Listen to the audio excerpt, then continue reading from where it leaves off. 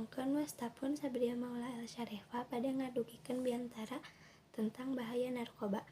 Bismillahirrahmanirrahim. Assalamualaikum warahmatullahi wabarakatuh. Innal hamdalillah nahmaduhu wa nasta'inuhu wa nastaghfiruh wa na'udzubillahi min syururi anfusina wa min sayyiati a'malina may yahdihillahu fala mudhillalah wa may yudhlil fala hadiyalah. Asyhadu an la ilaha illallah wa asyhadu anna Muhammadan abduhu wa rasuluh, amma ba'du. Puji sinarang syukur urang sanggakeun ka Gusti Allah anu Maha Welas tur Maha Asih. Ibu guru anu kusim kuring dipika hormat sareng rerencangan anu kusim kuring dipika nyaah nepi ka ayeuna pangguna narkoba di Indonesia beuki nambahan kusabab kurangna penegak hukum di Indonesia.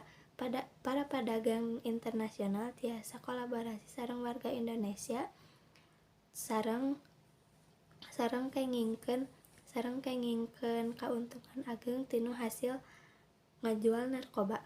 Penyalahgunaan narkoba tiasa gaduh dampak negatif ka pangguna sapertos perubahan paripola, masalah kesehatan, sareng turunna produktivitas. Cara nyegahna nyaeta ilu biung dina kagiatan sosial sareng teu campur sareng pangguna narkoba anu sanes. Program sejenna cara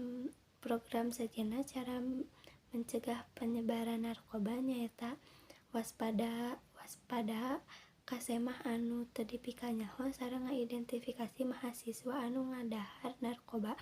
Kukituna hayu urang ngajauhan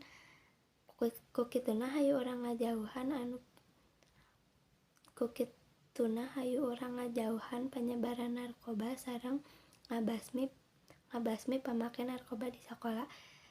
Sakitu biantara anu tiasa kusim kuring didugikeun. Hapunten bilih aya kalepatan. Hatur nuhun atas perhatianna. Wassalamualaikum warahmatullahi wabarakatuh.